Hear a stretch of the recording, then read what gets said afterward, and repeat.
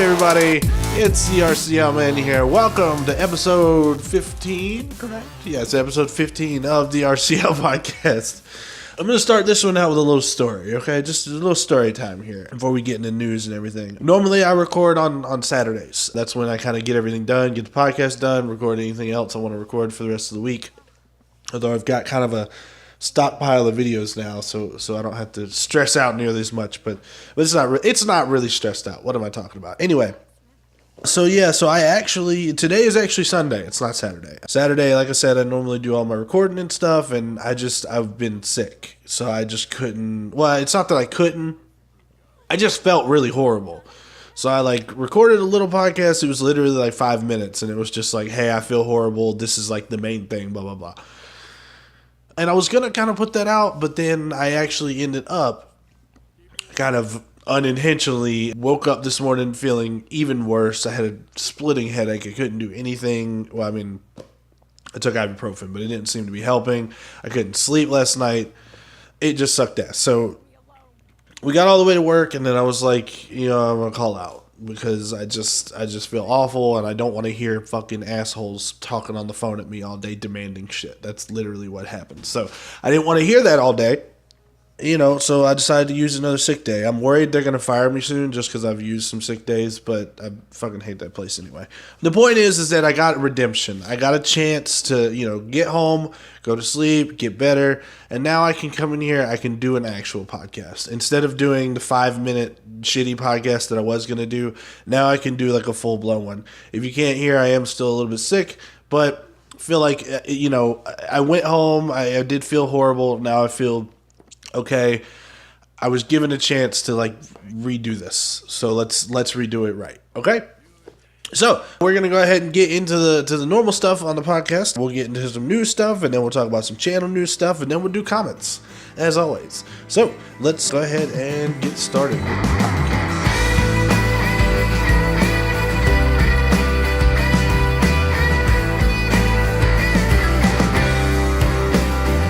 All right. Let's see. So there were a couple of news things here. Like I said previously, these aren't everything news-wise. These are just things that I kind of selectively pull, and I'm okay, this is something that I'm interested in, and then hopefully other people, because I'm interested in them, hopefully there are a subset of people out there who are also interested in these things. I guess the first one we'll go with here is Nintendo Direct, just because they had the Nintendo Direct on the 13th, and they announced, it's funny, I watched that whole thing. Not really until they hit the Battle Royale did I really care. They were talking about Super Mario Maker 2, and then they have a new Marvel game, which I guess is a sequel. I have no idea about Marvel Alliance. I don't know what it is. But that I will say Box Boy, which is a puzzle, I like puzzle games. So even though it was kind of just black and white, Box Boy actually looked kind of interesting to me just because I like to use my brain for stuff. So that one looked okay. These are all on Switch, I'm assuming. I would guess. Why would they be on anything else? But I would assume everything's coming to Switch. Let's see. I talked a little bit about version 3.0 update for Smash Brothers. I got some new Smash Brother amiibos coming out. Don't really care that much, although I would get just Pokemon Trainer amiibo, just because, Pokemon. What can I say? I don't know. 90s kid, Pokemon. Let's see here. Don't know anything about Toad Treasure Tracker thing, that new update and DLC for that. There was a game called Bloodstain that kind of looked like an RPG, JRPG type thing. I don't know anything. These are all Nintendo things. I don't know much about them. I'm just going down a list here, okay? I'm going to be honest with you. Until we get to Tetris 99. Okay, Tetris 99, I looked at it. I was like, what the fuck is this? And now I really want to get online so I can get it for free and play it. Just because it's an interesting concept. It's Battle Royale except Tetris-wise. So I'm like, what? How? How does that even work? How can I understand you? What is going on? So, I don't know. From what I've been told, it's $20 for a year of Nintendo Online stuff. If I had a more stable connection at work, I feel like I might bite the bullet and do it. but I can only, because really I only use my Switch when I'm at work and I don't have anything else to do. So I'll sit there and I'll play, but their shitty internet is like, it's gotten shittier and shittier. I don't know why. Like, it was fine beforehand. Now it's just like log in, kicks you off, log in, kicks you off, log in, kicks you off. Like, it doesn't make any sense. Anyway, that's different. But yeah, after Tetris 99 showed up, which I've actually watched a Let's Play, and it looks, for some reason, it looks really plain, but at the same time, I want to play it just to see, how do I stack up? You know what I mean? How do I stack up against competition with Tetris? Probably not too well, but still. Let's see. After that, they had Grind Autosports, which is, I guess you could say, like a driving simulator. What's it called? What's like Gran Turismo and all that stuff called? I know it's not driving simulator, but it's like something close to that. That actually looked okay. I'm not a huge driving game type person, but I mean, to do that on Switch, that seems doable. You know what I mean? Just kind of drive. They also said something about motion controls. Imagine having to steer it like a freaking steering wheel. You hold your Switch out in front of you and then you just rock it back and forth to steer. Somehow that seems like it would work, but at the same time, I feel like I'd knock a drink over or something. You know what I mean? That actually looked okay. Hellblade said something sacrifice. I wrote it down, but I can't read my handwriting. Hellblade, we'll just call it Hellblade. I remember another game called Hellblade, and so I'm sure that's why they put an extra name on there so they don't get it confused with the old Hellblade. The Hellblade, it looked, I've seen that on other stuff. I think it was on PlayStation and Xbox as well. But they have it on Switch, so I mean, interesting, it looks like, so after Tetris 99 on the Direct, it looked like everything got like more serious. Like, everything turned into like more serious games. Everything before was like, the Nintendo, like Super Mario Maker 2 and, what was that other one I said? All the Yoshi and freaking Toe Tracker and all that stuff. So once it got past Tetris 99, it took a turn and went to the more serious stuff, which I actually like that stuff better. Let's see. There was Hellblade. There was what's that game called where you're the murderer and you chase people around? Dead by Daylight. Dead by Daylight's coming to. Is that it? Dead by Daylight. I'm pretty sure that's it. That's coming to Nintendo Switch, so I mean, that's pretty cool. Not a huge fan of that game, but maybe a little bit more accessible on Switch. Let's just call it that. Let's see. Mortal Kombat 11 coming to Switch. Now, see, fighting games, they seem like they would work with the Switch. Smash is a fighting game, but I don't know. Mortal Kombat 11, that'd be cool. Unraveled 2. I never played the first one, but definitely curious about those games. They look like they'd be fun, especially if you do it with somebody else. They remastered Assassin's Creed 3 and include all the DLC on the remaster, so they're bringing that onto the Switch.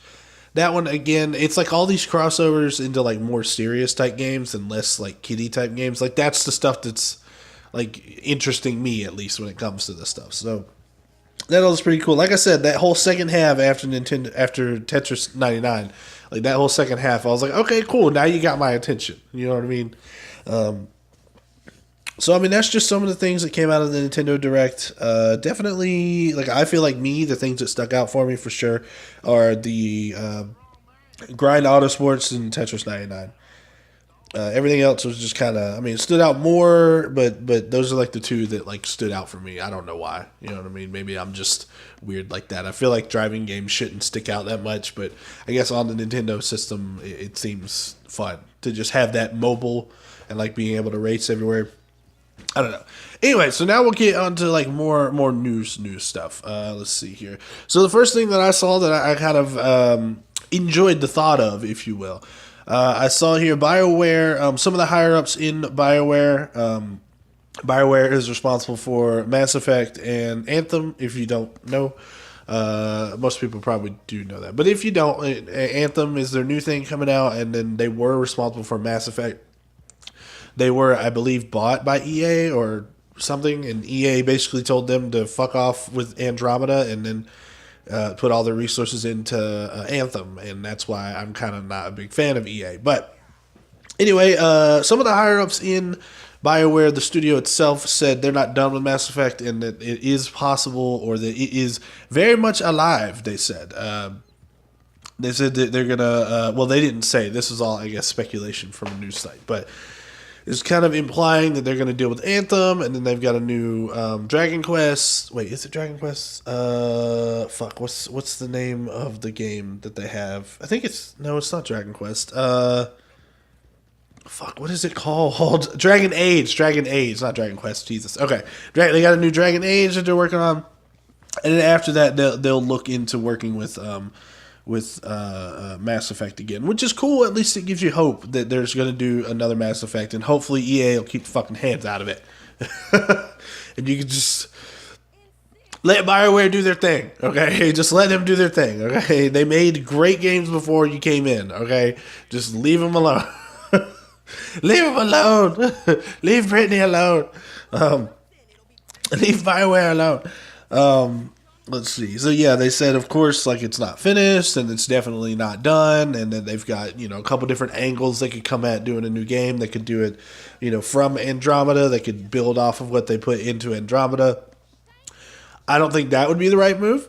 The other option they said is to build off of what happened in Mass Effect 3. I think that would probably be the better mood, because you could just if you could just ignore Andromeda, you know what I mean? Just kind of, push it away. It's not really there. Just go back to Shepard, man. Like fucking.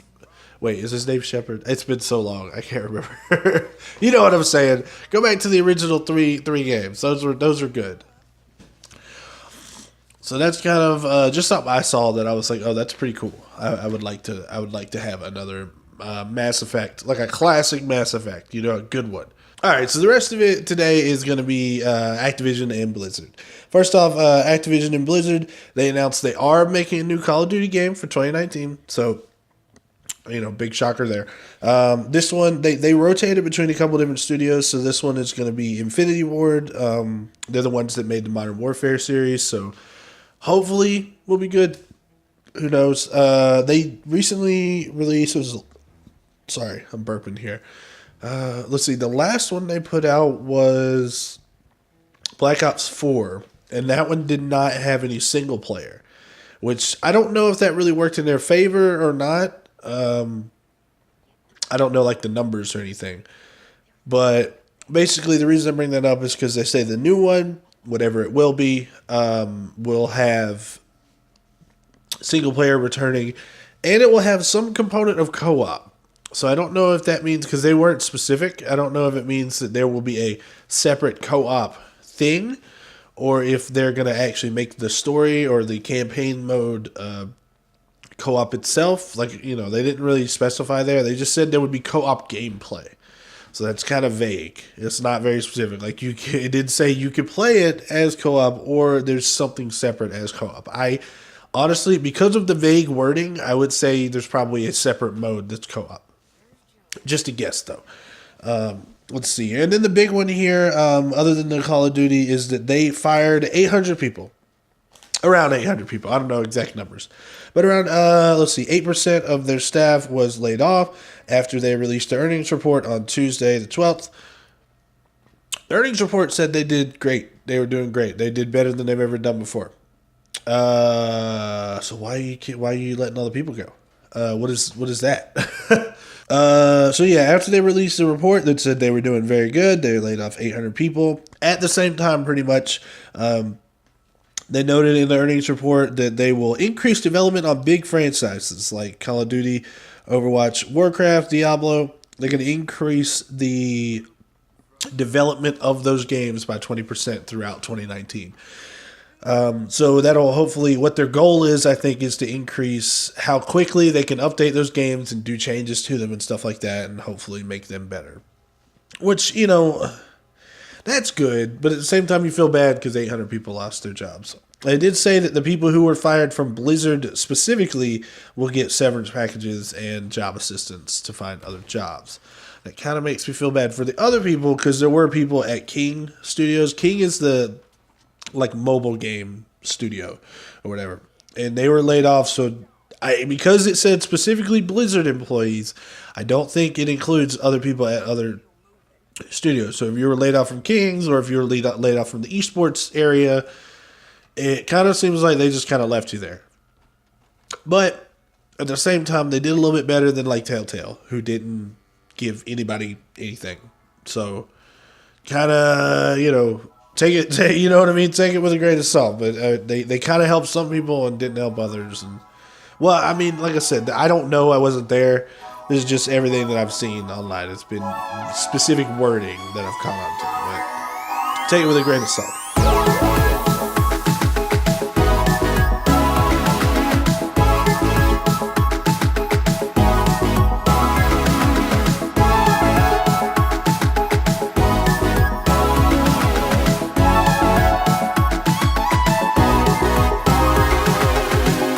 All right, everybody, it's time for me to talk about my shit. That's right, channel news. It's time for channel news stuff. As far as the channel's been going itself, I think it's been going pretty good over the past week. I've enjoyed, So one day here, let me. Okay, I'm trying to act all happy and good about it. Look, okay, there's some turmoil going on. It's not really turmoil. It's just like what the fuckness. Okay, let me explain. So one day I did, what was it? Apex Legends, I think, or something. I did something. I streamed something. There's so many streams. I don't know which one. I streamed something. After that stream, I said, hey, I'm going to do a bonus stream tonight in For Honor, because For Honor, I just kind of got you get the itch to play a game sometimes. So I went and I turned on For Honor. I started playing it. I was like, okay, cool. This always happens in the stream. I get on stream and I'm playing and I'm like, all right, I'll do one more and then I'll be done for the night.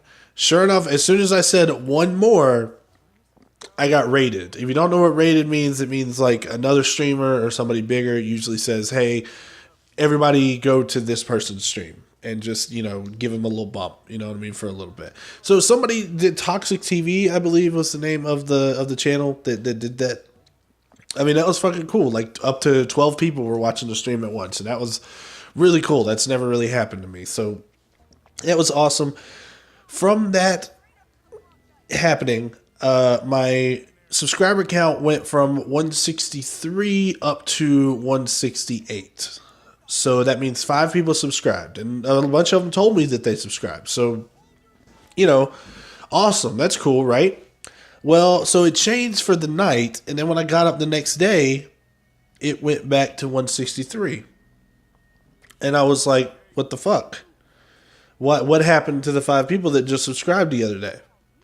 And I look on YouTube, and it says, oh, the whatever data from this day isn't available or something. So I'm like, what happened? Did it think that it was like spam or something, and so it just kind of discounted all of them, or what happened? Why did all of a sudden the 5 that I had all went away? It didn't make any sense. And I'm like, do you think that 5 people legit would go on there, subscribe, and then unsubscribe legitimately the day after? Like, I don't think that would happen. Is that a common thing? It's just something I'm not aware of. Anyway, so not only that, now if I look on there, it's gone down to 162. And I'm like, what the fuck? What did I do? What happened? What happened that made it just like all of a sudden dip down completely? I don't understand. Now, I mean, part of me thinks, well, what if, because I remember a time in the past when I was streaming Mass Effect Andromeda, there was a guy who got on there. He subscribed, and then he would show up to the stream, regularly. And then one day he was like, oh, did you see you got 10 extra subscribers? I wonder where they came from, blah, blah, blah. So I'm wondering if that person, whoever he was, made fake accounts to subscribe to me, and if those got taken down. And that's why my subscriber count went down.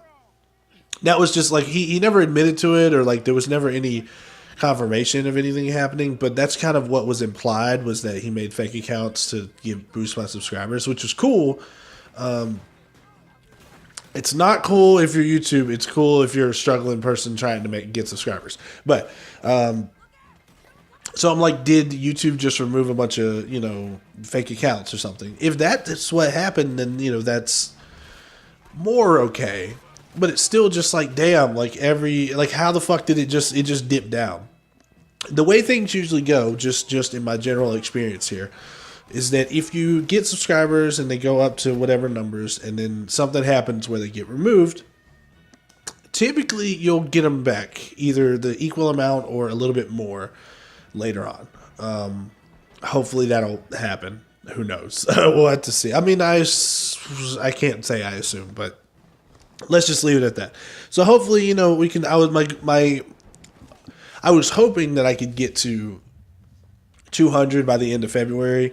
I don't think that's going to happen just because I haven't gotten any subscribers in like days, other than those, and then all of a sudden they all just went away. So I don't know what happened, but I'm not going to get hung up on it. We'll just keep doing what we're doing. Speaking of issues with that, okay.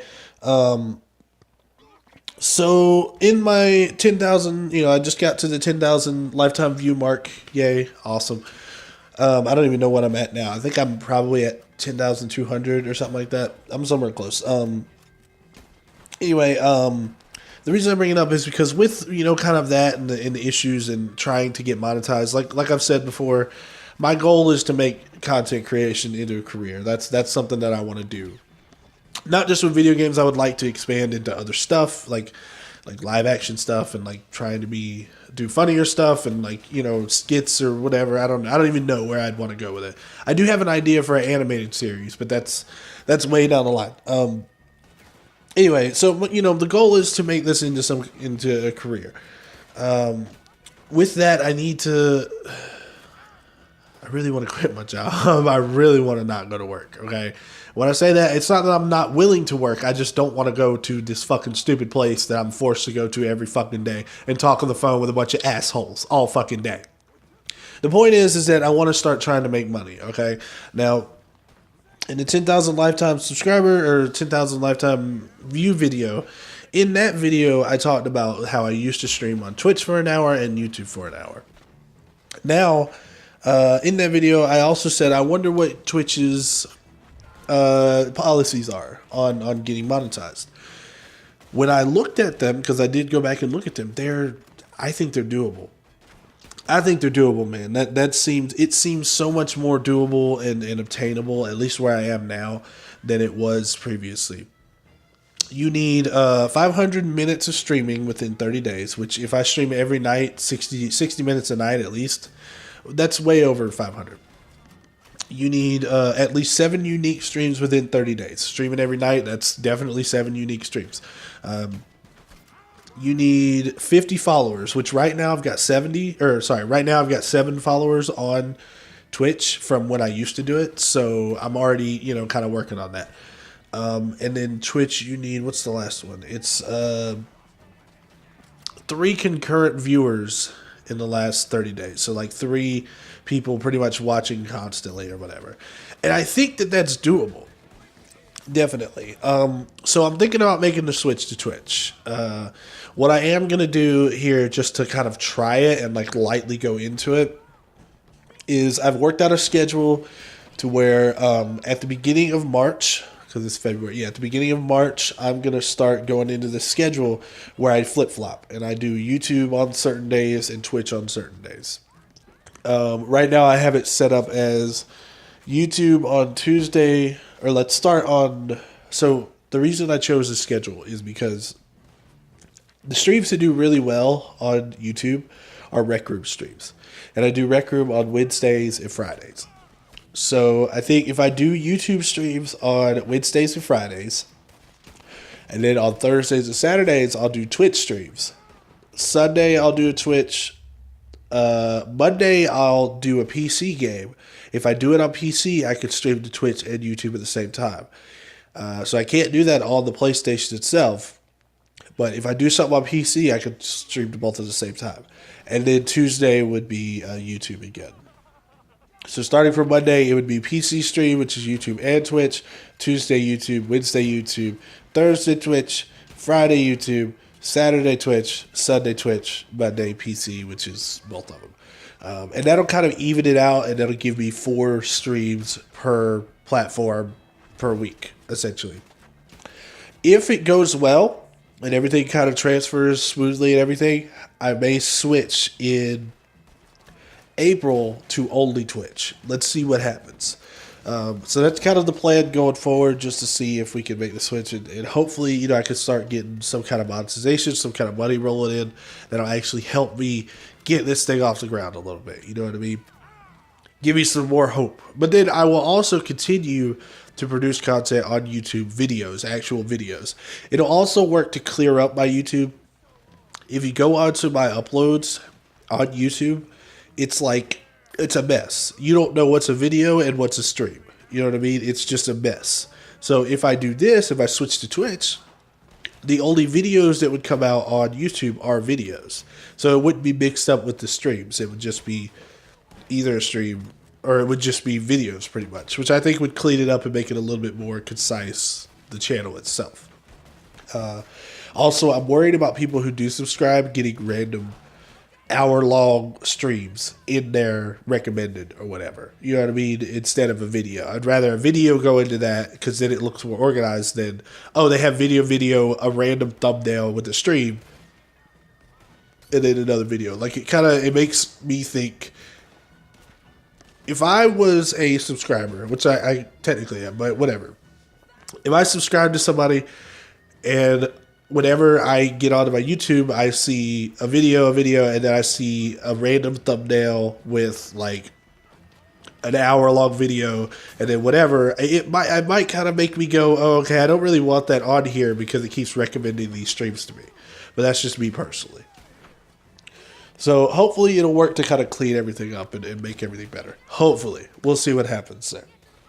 Also, if I can get an Elgato, there's like the HD60S or the HD60, I think it was called. If I could get that, then I could do a YouTube and Twitch stream for everything. It would no longer limit me. I wouldn't have to do the split system. I wouldn't have to alternate days because I could literally just do both streams for any of them. Because Twitch doesn't like you doing that. So if Twitch got to a point where I started making money on it, then I would actually have to switch to only Twitch or switch to the day in, day out system. But we'll just see what happens. We'll see what happens.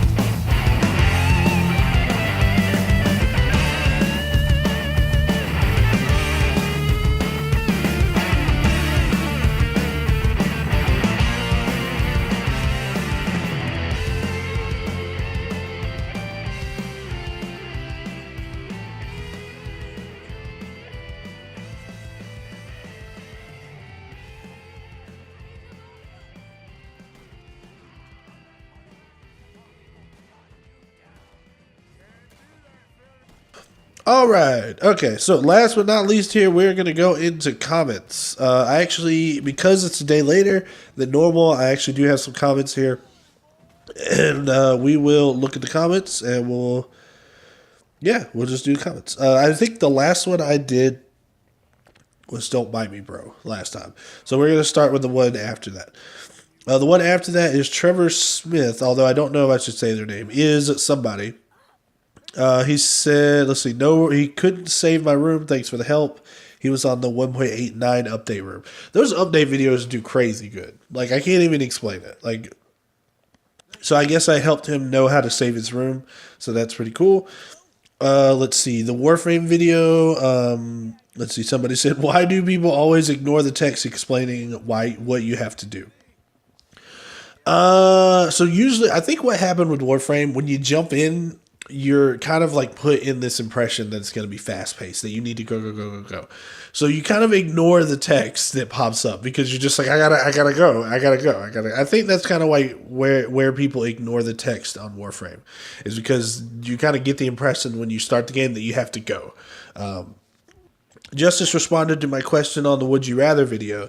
On the Would You Rather video, it was, would you rather have Jar Jar Binks or would you rather have Robin from Batman as your sidekick? And I just left that up to you guys. He was the only one to answer. His answer was Robin. Duh. And then he said he really liked the video, and that's cool because I enjoyed doing that video, the Would You Rather video. I'd like to do more of those. I suppose I could. I don't necessarily need permission from the community to do that, but we'll see. I could do one of those, do another one of those, maybe in a week or so. Let's see. The 10,000 lifetime views reaction video that I did to my old video when they changed the policy. That one was also kind of fun to do just to see where I was. Let's see here. Let's see. Justice again. I love that the old video of you just basically sitting in the house the whole time. That's what I was doing, man. I was sitting in the house. It's what I do every night. I just sit in the house. And then Cancer Main. I don't know who that is. Cancer Main said good job, man, which is cool. I like support on that thing. That's like a milestone. That's something that I've been wanting to get at for a while. I don't really know what this comment means. Somebody was on the Maker Pen 2.0 showcase reaction video, and he said, I don't even have it. I don't really know what that means. So, cool, I guess. And then, let's see, the last video I put out as of today is the PC Building Simulator Part 1.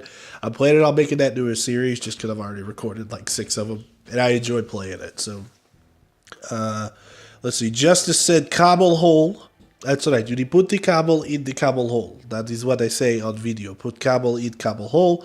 And then Trevor again, it be that finna of building time. I think he said kinda building time, but I don't know. It says, it be that finna of building time. I don't know what that means. Let's see. But then let's see. I responded to his. What did he say? Oh yeah, I said hopefully I'll understand a little bit more about PCs after playing that game, which I think I already do a little bit. And then somebody commented on extracurricular activity 3, rocket boots and Fallout 4. That was my highest viewed video up until Rec Room update videos blew it out of the water. He said, bro, you need an XB1 and you can actually have portable jetpacks and fly forever until you hit the sky border. And then he said, just realized this was 3 years ago. And then he said more. Let's see. Are you still playing? And I said, nah, but I didn't know you could fly without mods. That's badass. He was like, well, it is mods, but it's on Xbox. Xbox has awesome mods, whereas PlayStation is like, nah, we only give you little shitty mods. That's just how it is. Yeah, that's about it for comments. It's kind of a short comments, but, we did get a decent number of them this week. So, hey, if you want to be featured in the comment section, just make a comment on a video. Doesn't matter. It could be old, could be new. And I'll say them here as long as we get enough of them.